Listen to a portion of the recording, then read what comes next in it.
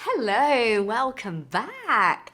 I received a message a couple of days ago that got me thinking about something, and I thought, you know what? I think this is a really good topic for me to talk about on YouTube with you guys. The message was about living in Brazil and having a job where English is important. Well, English is the main language being used.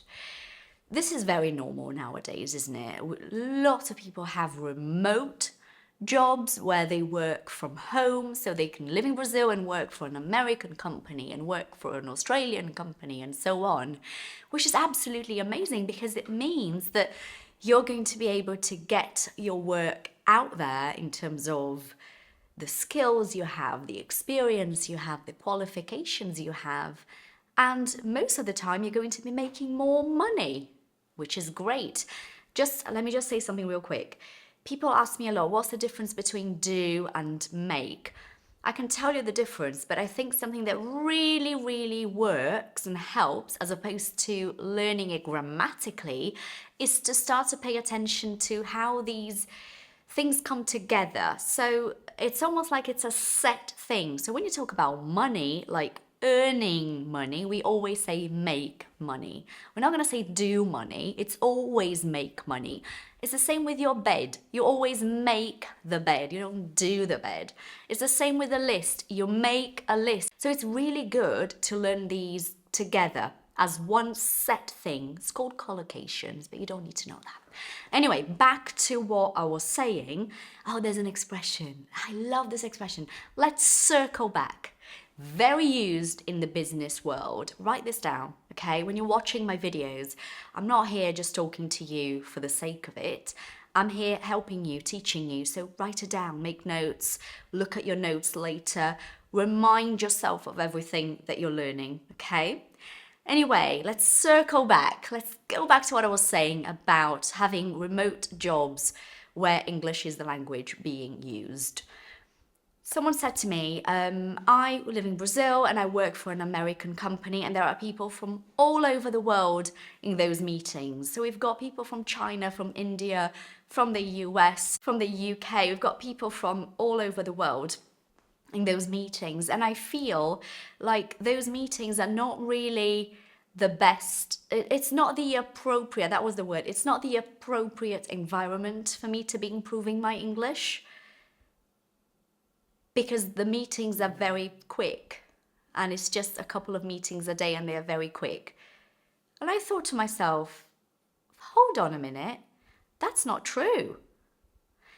Every single situation in English is in fact an opportunity for you to improve your English, provided that you know how to do this, considering that you know how to do this. So I always say this, and this is very, very true. If I'm in England and I am in a shop, I'm at the supermarket. Let's think about something very simple. I'm at the supermarket and I grab a product off the shelf. I just grab some fabric detergent. Maybe you don't know this.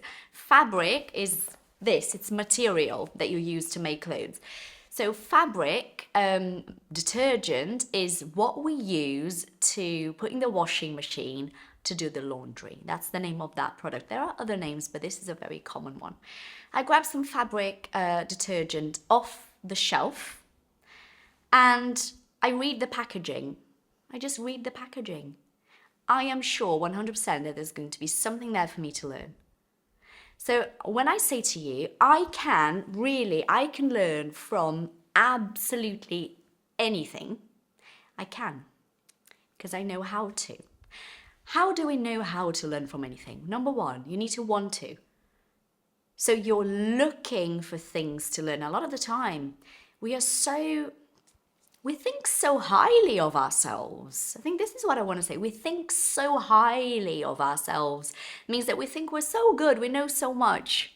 I'm not going to learn English from watching Peppa Pig because I'm not 3 years old. I'm not going to learn English from reading this fabric detergent packaging. That's just silly, isn't it? It's useless. I'm not going to learn anything. Well, the That's because you're thinking too highly of yourself. It's not your language. You need to come to terms with this. To come to terms with it means to accept it. Accept this as a fact, okay? It's not your language. So you will and you should always be improving. And there will be many things which are simple, basic. Every 5-year-old child who's from England knows, but you are not a child from England. That's the difference. You don't know lots of simple things about everyday situations because you have not had the opportunity to experience those situations. Therefore, the vocabulary doesn't come to you. So you don't know it, right? The amount of words I know in my language, Portuguese, that I've never used, I've never said myself, but I know those words, is just colossal. It's insane. It's massive. It's not the same in English because usually in English we know lots of words and we expect to be using those words. So the words we know but we don't use, we think we don't know. But they're different things.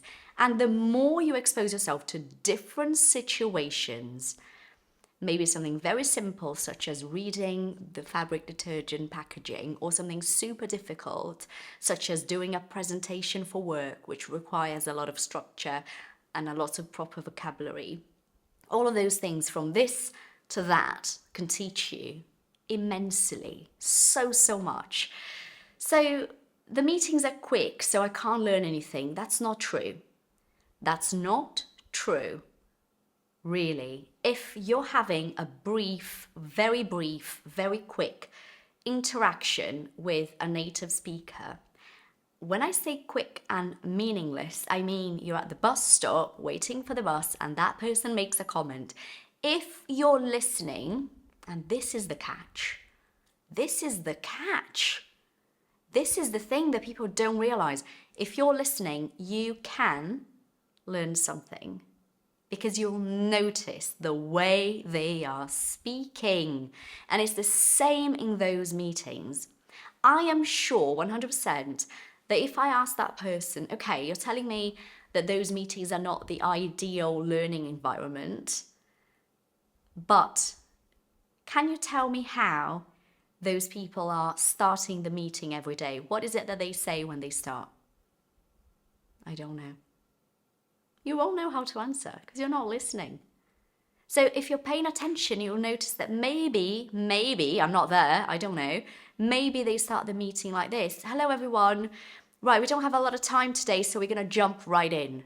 Maybe that's what they say. We're going to jump right in. This means we're going to get started right now. Or maybe, just maybe, it's a very formal meeting. So the people there are more formal and proper.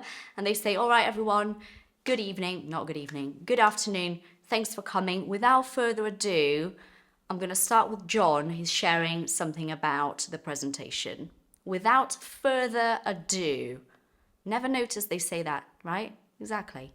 So please stop telling yourself that this situation or that situation is just not good enough for me to improve my English, because everything and anything should be good enough to help you improve a language that is not yours. Yeah? All right. Thank you so much for watching this video. As I said, make notes, watch again, repeat what I say, get used to those structures, okay? And most importantly, a little every day, not once a week, every day. See you guys next time.